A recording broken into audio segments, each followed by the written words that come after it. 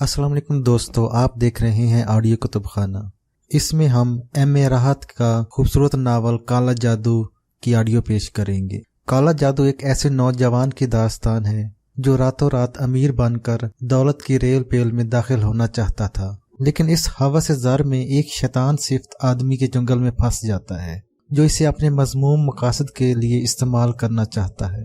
इनकार की सूरत में वो कातिल बन जाता है और फांसी के तख्ते तक जा पहुंचता है, और फिर किसी तरह फांसी से बच जाता है तो वालिदैन से महरूम होकर दर बदर की ठोकरें खाता है। यूं इसकी जिंदगी में मसाइब और एक तवील सिलसिला चल निकलता है जो इसके साथ साथ कारी को भी किसी और दुनिया में ले जाता है। एम.ए. राहत की ये दिलकश और पुरतजस्सुस तख्लीक आपको बरसों याद रहेगी। जिन दोस्तों ने अभी तक इस चैनल को सब्सक्राइब नहीं किया तो जल्दी से सब्सक्राइब कर लें और बेल आइकन दबा दें ताकि अच्छी अच्छी किताबों की ऑडियो आप तक पहुंचती रहे। शुक्रिया। चलिए शुरू करते हैं। मुझे अपना मुस्तकबिल तमीर करने के लिए आसान रास्तों की तलाश थी और मेरे जैसे कई साथी मेरे गिर्द इकट्ठे हो गए थे। हम दूसरों की मेहनत पर गुजारा करते थे और हमसे मोहब्बत करने वाले, हमें चाहने वाले, हमें हमारी जरूरत के लिए देते थे। रेस, सिट्टा, हर तरह की शर्तें हमारा जरिया आमदनी थी और हम इन्हीं में कमाल हासिल करने में कोशां थे। इसके लिए तरह तरह के जतन करते थे। रफीक कहता, कुछ होना चाहिए उस्ताद, कोई लंबा हाथ लग जाए तो पुबारा हो जाए। लंबा हाथ कहाँ से लगेगा, कोशिश तो करना चाहिए। मुश्किल है, बहरूपी हजारों हैं, काम का कोई नहीं मिलता। यार कोई चिल्ला वगैरह किया जाए जिसे सिट्टे और घोड़े का नंबर मालूम हो जाया करे। आसान नहीं, अमल उल्टा भी हो जाता है और फिर ऐसा उल्टा करता है कभी सीधे नहीं हो पाते। मैं एक कसाई की दुकान से गोश्त खरीद रहा था। दस्त का गोश्त कसाई ने बड़ी हड्डी से गोश्त साफ किया और फिर हड्डी को वक्त मारकर तोड़ा और एक तरफ डाल दिया। ये अमल मैंने बेशतर कसाईयों को करते हुए देखा था। इस दिन पूछे बगैर न रह सका। शेख जी एक बात तो बताइए, आप लोग इस हड्डी को तोड़कर क्यों फेंक देते हैं जबकि दूसरी हड्डियों के साथ आप ऐसा नहीं करते? मियाँ जी बाप दादे की रिवायत होवे है, ये साबित हड्डी सिफली इल्म करने वालों के काम आवे। बुजुर्गों का कहना है कि इसे हमेशा तोड़कर फेंकना चाहिए, इससे सिफली अमल होता है। यही सुना है जी, सिफली अमल होता है। और ये हड्डी कहाँ इस्तेमाल होती है इस बारे में तो कुछ नहीं मालूम, लेकिन जहन भटक गया था। दोस्तों से तज़किरा किया तो उन्हें भी दिलचस्पी पैदा हो गई। एक जानने वाले बुजुर्ग से मुलाकात हुई और इनसे यही सवाल किया तो वो बोले, हाँ मियाँ, गंदे इल्म तो होते हैं, ईमान खोने में कितनी देर लगे है, मगर मुसलमान बच्चे हो ऐसी बातों के बारे में सोचना भी गुनाह है। सुना और कान से उड़ा दिया। किसी सफली इल्म वाले की तलाश शुरू कर दी। मेरा शहर बड़ा खूबसूरत था, जिंदगी से भरपूर, छोटी बड़ी इमारतों, बाजारों और संतों से सजा हुआ। मशरिक में लहलहाते खेत हद निगाह तक चले गए थे। मगरिब में निगाह की हद से खूबसूरत पहाड़ी टीलों का सिलसिला शुरू हो जाता था। रेस कोर्स का मैदान इसी सिमत था और इसी तरफ से पीर भागन के मजार का रास्ता था। रेस में दौड़ने वाले घोड़ों का मुशाहिदा मेरा दिलचस्प मशगला था और अक्सर आम दिनों में भी इस तरफ निकल आता था। इस दिन भी ऐसा ही हुआ। देर तक इस्तबल में बंधे हुए घोड़ों की नाज बरदारी देखता रहा, फिर यूं ही आवारा गर्दी करता हुआ टेलों की तरफ निकल गया। खामोशी और सन्नाटा छाया हुआ था। दूर दूर तक किसी जीरो का वजूद नहीं था। छोटे छोटे पत्थर आवाज पैदा कर रहे थे। काफी दूर निकल आया, फिर एक तरफ नजर उठी और ठटक कर रह गया। वो इंसान ही था, बहुत छोटे कद का मालिक, सूखा बदन, घटा हुआ सर, ऊपरी बदन बरहना, निचले जिस्म पर छोटी सी धोती बंधी हुई, गले में जीव पड़ा हुआ, आंखें बंद किए हुए एक नुकीले पत्थर पर एक पांव से खड़ा हुआ था। दूर से इसका चेहरा साफ नहीं नजर आ रहा था। दिलचस्पी पैदा हो गई और तेज कदमों से चलता हुआ इसके करीब पहुंच गया। मकरू सी शक्ल थी, बंदर की तरह उभरी हुई पेशानी, सांवला रंग। मेरे कदमों की आवाज सुनकर उसने अपना उठा हुआ पांव नीचे रख लिया। अतराफ में एक अजीब सी चरांद फैली हुई थी जो बदबूदार थी। वो मुझे देखने लगा। छोटी छोटी आंखों में अजीब से शैतानी चमक फैली हुई थी। मुझे देखकर मुस्कुराया और अपनी छोटी छोटी चमकीली आंखों से मुझे देखता रहा। इसके चेहरे पर फैली मुस्कुराहट इस शैतानियत लिए हुए थी। न जाने क्यों मुझे अपने बदन में कुछ झरझरी सी महसूस हुई। रीढ़ की हड्डी में एक शदीद सर्द लहर दौड़ गई। काहे रे छोरा, काहे? टुकर टुकर देखे है। اس کی باریک سی آواز ابھری جو اس کی شخصیت سے ہم آہنگ لگتی تھی۔ کون ہو تم؟ میں نے سنبھل کر کہا اور اس کی مسکراہٹ گہری ہو گئی۔ جو کوئی بھی ہیں تیرے کام کے، اس نے مخصوص آواز میں جواب دیا۔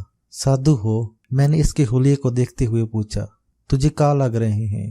اس نے پوچھا اور میرے ذہن میں بجلی سی چمک گئی۔ ہو سکتا ہے یہ سادھو میرے کام آ جائے۔ ذہن میں وہ تمام گندے خیالات جاگ اٹھے تھے جس کے تصور میں دن رات سرگرداں رہتا تھا۔ میں نے نرم لہجے میں کہا، مجھے تمہاری تلاش تھی۔ وہ اپنی جگہ سے ہٹا اور کچھ فاصلے پر پڑے ہوئے 2 پتھروں کے پاس پہنچ گیا اور ایک پتھر کی طرف اشارہ کر کے اس نے کہا، بیٹھ جا، اور میں خاموشی سے بیٹھ گیا۔ تو کہا ہماری تلاش تھی تو ہم بھی تیرے ہی لیے یہاں آئے ہیں۔ کیا مطلب؟ میں نے تعجب سے پوچھا اور وہ خاموش ہو کر مسکرانے لگا۔ پھر بولا، تجھے ہماری تلاش کاہے تھی؟ کوئی بات تو ہوئے گی نا تیرے دل میں؟ تم سادھو ہو، مجھے سٹے وغیرہ کا نمبر بتا سکتے ہو؟ یہ بتا سکتے ہو کہ اب کی ریس میں کون کون سے گھوڑے اول آئیں گے؟ وہ اس طرح ہنس پڑا جیسے اسے مجھ سے اسی سوال کی توقع تھی۔ کچھ دیر خاموش رہنے کے بعد بولا، اگر ہم تجھے ایک گھوڑے اور ایک سٹے کا نمبر بتا دیں تو تیرا کیا بھلا ہوئی ہے؟ ارے کام کرو، سو پکا، اگر تجھے زندگی بھر گھوڑے اور سٹے کا نمبر معلوم ہوتا رہے تو کیا برا ہوئی رے؟ پر بٹوا، ہر کام کوئی کرنے کے لیے پہلے محنت کرنا پڑتی ہے۔ میرے دل میں دلچسپی اور تجسس پیدا ہو گیا۔ میں نے اس سے کہا، مجھے کیا محنت کرنا پڑے گی؟ ایک علم ہوئے ہے جسے تو اگر سیکھ لے تو سمجھ لے کہ دولت تیرے پیروں میں ڈھیر لگی ہوگی۔ میرا دل دھڑ دھڑ کرنے لگا۔ یہ تصور تو نہ جانے کب سے میرے سینے میں پل رہا تھا کہ ایسی کوئی قوت مجھے مل جائے جس سے میں دنیا کا امیر ترین آدمی بن جاؤں۔ میں نے کسی قدر عاجزی سے کہا، اگر تم میرا یہ کام کر دو سادھو بابا تو میں زندگی بھر تمہارے قدموں میں رہوں گا۔ اپنا کام تجھے خود ہی کرنا ہوئے گا بٹوا، بس یہ سمجھ لو کہ ہم تیری مدد کریں گے۔ تو بس یوں سمجھ لو کہ میں آج سے تمہارا چیلا۔ وہ پھر اسی انداز میں ہنسنے لگا۔ پھر بولا، مگر ایک بات پکی کرنی ہوگی تجھے، جو ہم کہیں گے وہ کرو گے، نہیں تو تیرا نقصان ہو جائے گا۔ میں وعدہ کرتا ہوں کہ تم جو کہو گے وہی کروں گا۔ تو پھر ٹھیک ہے، ابھی ہم کئی دن یہاں رہیں گے، تو کسی اور کو ہمارے بارے میں مت بتانا ورنہ ہمیں پتہ چل جائے گا اور پھر ہم تجھے یہاں نہ ہی ملیں گے۔ نہیں بتاؤں گا۔ تو پھر سن، ایک ہڈی لانی ہوگی تجھے عمل کرنے کے لیے۔ وہ ہڈی جناور کے بازو میں ہوئے ہے، ثابت لانی پڑے گی، کہیں سے ٹوٹی پھوٹی نہ ہو۔ مجھے ایک دم شیخ جی کی بات یاد آ گئی تھی اور اس وقت اس بات کی تصدیق ہو گئی تھی۔ میں نے کہا، کیا تم سفلی عمل کرو گے سادھو بابا؟ اب تو ہمارے کان مت کھا، جو کچھ ہم کریں گے وہ تیری آنکھوں کے سامنے ہی ہوگا۔ پر ایک بات پھر کہیں تو اس سے بات کر یوں سو پکی، ہم کچی بات کرنے والے کو چھوڑتے نہیں ہیں۔ میں بھی پکی ہی بات کرتا ہوں سادھو بابا۔ نام کیا ہے تمہارا؟ بس رے، جو نام تو نے رکھ لیا وہی ہے۔ یہ ہڈی تو کب لائے گا؟ کل ہی۔ تو ٹھیک ہے، کل ادھر آ جائیو، ہم انتظار کریں گے۔ بس اب جا۔ میں خاموشی سے پتھر سے اٹھ گیا اور گردن جھکا کر واپس چل پڑا۔ دل کی کیفیت عجیب ہو رہی تھی، پاؤں لرز رہے تھے۔ ایک طرف ہلکا سا خوف بھی دل میں تھا اور دوسری طرف بے پناہ مسرت کا احساس بھی۔ واقعی اگر کوئی مجھے ایسی مستقل قوت حاصل ہو جائے تو پھر دنیا دیکھے گی کہ میں کیا بن گیا۔ خصوصی طور پر اس بات کو دل میں چھپائے رکھا اور اس بات کے منصوبے بناتا رہا کہ ہڈی کے حصول کے لیے کیا کرنا چاہیے، اور ایک ہی ترکیب سمجھ میں آئی۔ چنانچہ دوسرے دن گوشت مارکیٹ گیا اور اچھی خاصی مہنگی قیمت پر جانور کا پورا دست حاصل کر لیا، کیونکہ کسائی ہڈی توڑے بغیر نہ دیتا اور بات عام ہو جاتی۔ اس کے بعد اسے کاغذ میں لپیٹ کر کندھے پر رکھے ہوئے اپنی منزل کی جانب چل پڑا۔ ایک جگہ ٹیلے کے قریب بیٹھ گیا اور پہلے سے ساتھ لائی ہوئی تیز دھار چھری کی مدد سے اس ہڈی سے گوشت صاف کرنے لگا۔ یہ کام مشکل ترین تھا اور اسے صاف کرتے ہوئے طبیعت جک ہو گئی تھی، لیکن لگن کام کر رہی تھی اور بڑی مشکل سے وہ صحیح سالم ہڈی نکالنے میں کامیاب ہوا۔ اوپر چیلے میں ڈلا رہی تھی اور گوشت پر جھپٹا مارنے کے لیے نیچے پروازیں کر رہی تھی۔ کئی بار انہیں بھی اڑانا پڑا۔ جب صاف ستھری ہڈی نکل آئی اور میں تھک کر پسینہ پسینہ ہو گیا تو اپنی جگہ سے اٹھا اور تیزی سے وہاں سے دور ہو گیا۔ میرے ہٹتے ہی چیلوں کے گول گوشت پر جھپٹے مارنے لگے۔ میں برق رفتاری سے اسی جانب جا رہا تھا جہاں سادھو مجھے ملا تھا۔ وہ اپنی جگہ موجود تھا مجھے دیکھ کر اس طرح مسکرایا جیسے اسے میرے آنے کا یقین ہو، اور پھر اس نے بڑی چاہت سے وہ ہڈی اپنے ہاتھ میں لے لی، دونوں ہاتھ فضا میں بلند کیے، آنکھیں سورج پر گاڑ دیں اور نہ جانے کیا کیا بڑبڑاتا رہا۔ دیر تک اسی عمل میں مصروف رہا، اور اس کے بعد اس نے وہ ہڈی ایک پتھر پر رکھ دی اور مجھ سے بولا، اب تو کل شام ڈھلے ہمارے پاس آنا، پرسوں جمعرات ہے نا؟ ہاں، کل ضرور آ جانا، ورنہ پھر تجھے ایک ہفتہ انتظار کرنا پڑے گا۔ کس وقت آؤں میں تمہارے پاس؟ کوئی 6 بجے، اس نے جواب دیا، اور میں نے گردن ہلا دی۔ وہ بولا، جا اب بھاگ جا، زیادہ دیر رکنا اچھا نہیں ہوگا۔ میں وہاں سے واپس چلا آیا۔ بس یوں لگ رہا تھا جیسے میرا کام بننے ہی والا ہے۔ یار دوستوں سے ملاقات بھی ہوئی، لیکن یہ کوئی بتانے والی بات نہیں تھی۔ ویسے بھی مجھے اس کے لیے منع کر دیا گیا تھا۔ اگر انہیں بتا دیتا تو وہ سب بھی سادھو بابا کی طرف دوڑ پڑتے، لیکن بڑی بے چینی رہتی تھی اور بڑا تجسس تھا۔ دوسرا دن بھی نہ جانے کس طرح کاٹا۔ تیار ہوا اور جیسے ہی 4:30 بجے گھر سے نکل آیا۔ سادھو بابا کا خیال دل میں تھا۔ وقت گزارتا رہا اور مقررہ وقت پر وہاں جا پہنچا۔ سادھو کے سامنے اس وقت نہ جانے کیا الا بلا رکھی ہوئی تھی۔ ایک طرف چھوٹی چھوٹی لکڑیاں آپس میں جوڑ کر رکھی گئی تھیں اور ان میں مدھم مدھم آگ سلگ رہی تھی۔ وہی چراند اور بدبو فضا میں پھیلی ہوئی تھی جو پہلے دن میں نے محسوس کی تھی۔ ایک عجیب سا طلسمی ماحول تھا۔ بوڑھے سادھو نے مجھے دیکھ کر اپنے مخصوص انداز میں مسکراتے ہوئے کہا، میں نے اپنا کام کر لیا ہے، اب تیرا کام باقی ہے۔ مجھے بتاؤ سادھو بابا، مجھے کیا کرنا ہے؟ پہلے وعدہ کر، میں جو کہوں گا وہ تو ضرور کرے گا۔ یہ وعدہ تو میں پہلے ہی کر چکا ہوں بابا جی۔ تو پھر رک، سادھو نے کہا اور اپنی جگہ سے اٹھ کر عقب کی پہاڑی ٹیلے کے نیچے پہنچ گیا۔ وہاں سے واپس آیا تو اس کے ہاتھ میں نہ جانے کس چیز سے بنا ہوا ایک بدہیئت انسانی شکل کا پتلا تھا۔ اس نے یہ پتلا میرے طرف بڑھاتے ہوئے کہا، اسے اپنے لباس میں چھپا لے۔ میں نے اس کی ہدایت پر عمل کیا۔ بڑی کراہت کا احساس ہوا۔ پتلا بڑا بدبودار تھا، اس میں عجیب سی ٹھنڈک تھی، لیکن میں نے کسی بات پر توجہ نہیں دی۔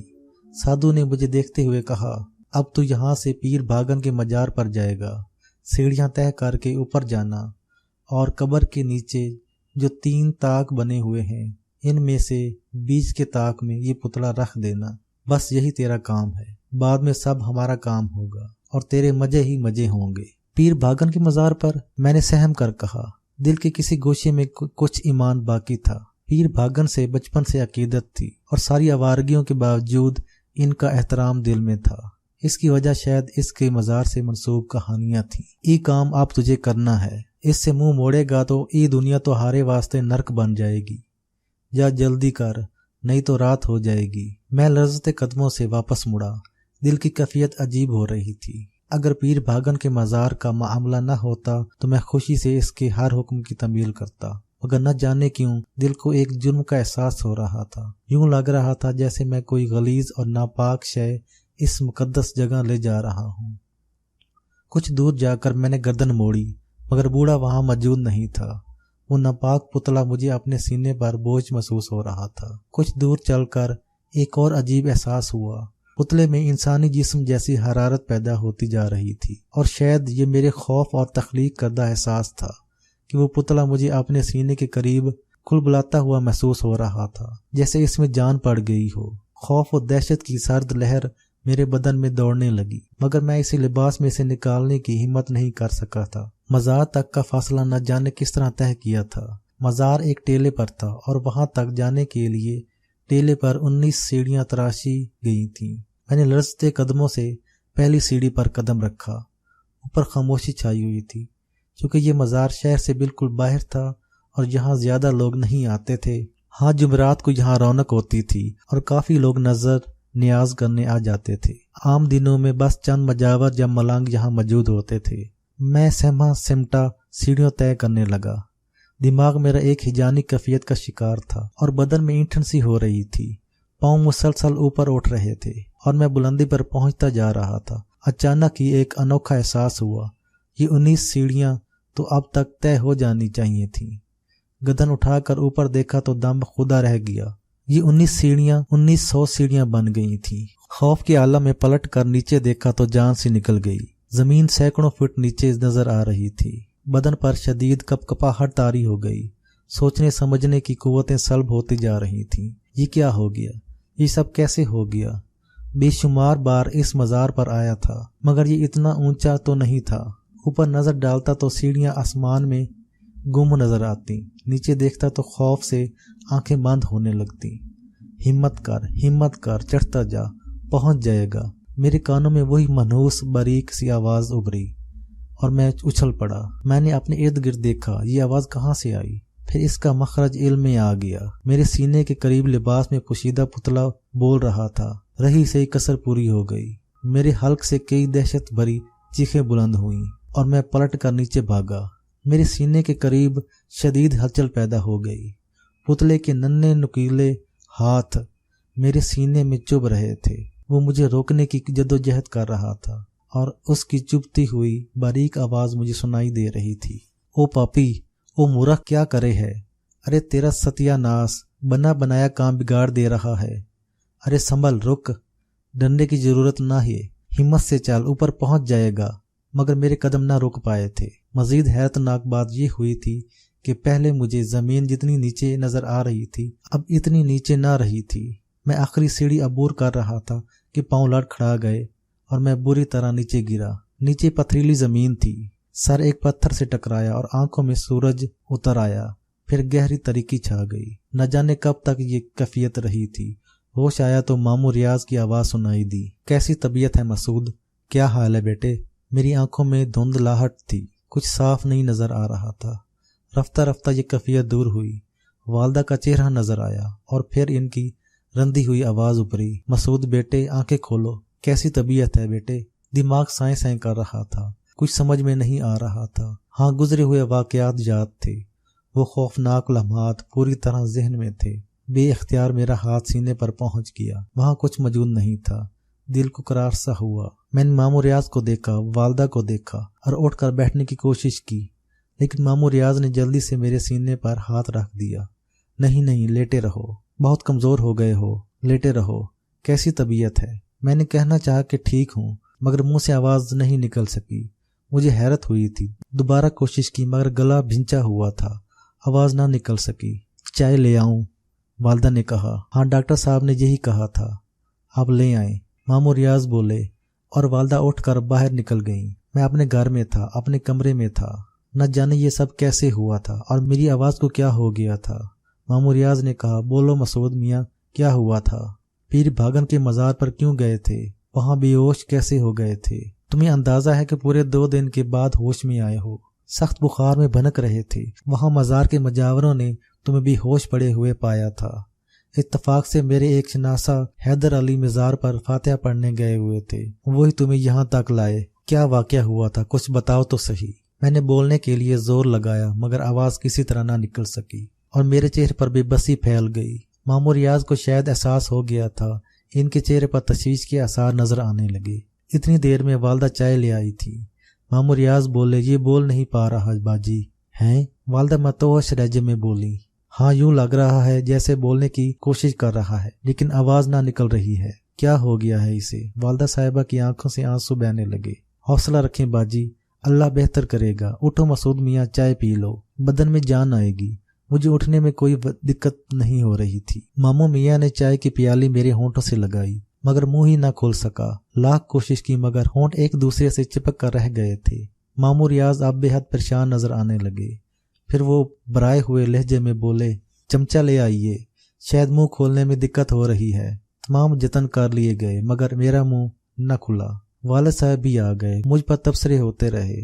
वालिद साहब के ईमा पर मुझे कागज थमा दिया गया ताकि मैं लिख कर कुछ बताने की कोशिश करूं, लेकिन मेरी उंगलियां उकड़ गईं। कलम पर गिरफ्त ही कायम ना हो सकी। शाम को कई डॉक्टर आए, मेरे मुआयने हुए लेकिन कोई फैसला नहीं हो सका।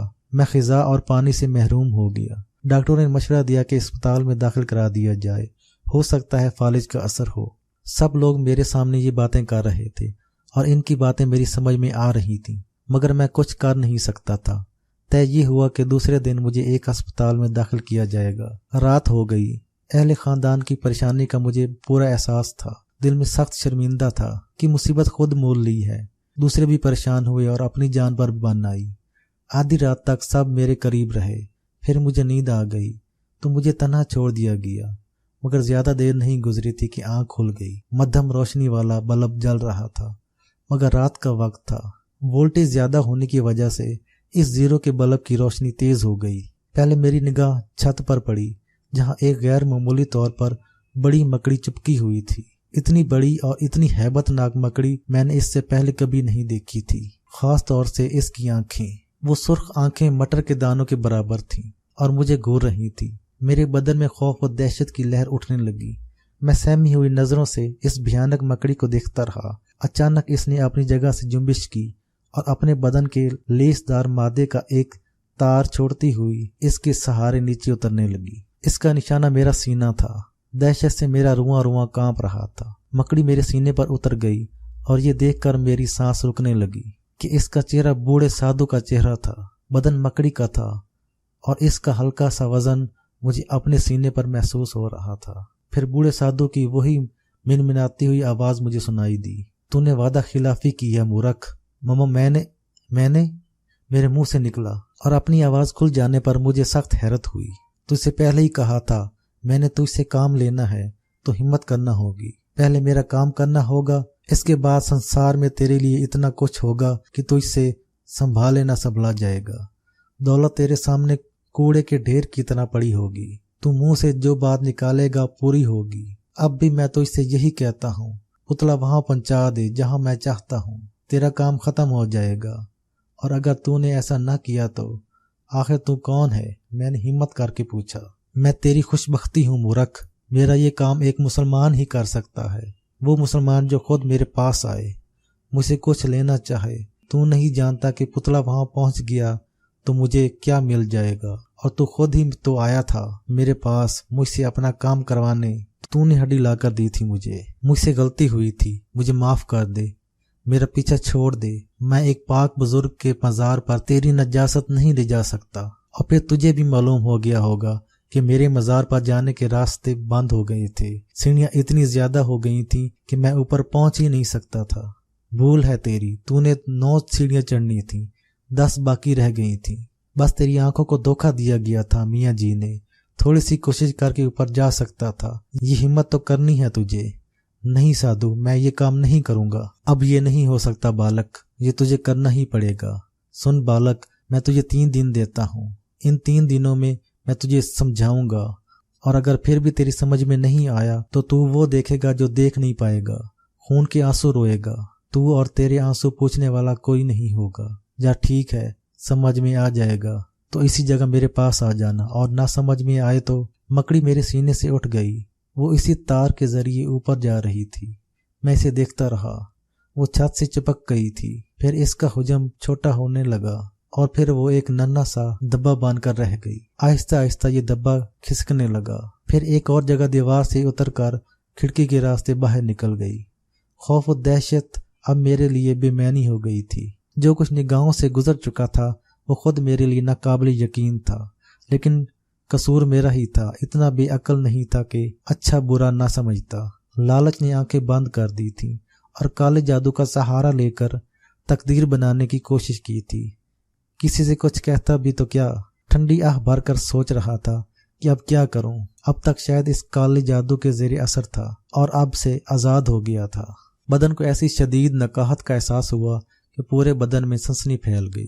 زبان تالو سے چپک گئی کیونکہ پانی کا ایک قطرہ بھی حلق سے نیچے نہیں اترا تھا۔ ہاتھ پاؤں ساتھ دے رہے تھے۔ پہلے جو کیفیت پیدا ہو گئی تھی اب نہیں تھی۔ گھر والے بیچارے تھک کر سو گئے تھے۔ عجیب سی کیفیت ہو رہی تھی میری۔ میں نے انہیں جگانا مناسب نہیں سمجھا۔ نہ جانے کس طرح دیواریں پکڑ پکڑ کر باورچی خانے تک جا پہنچا۔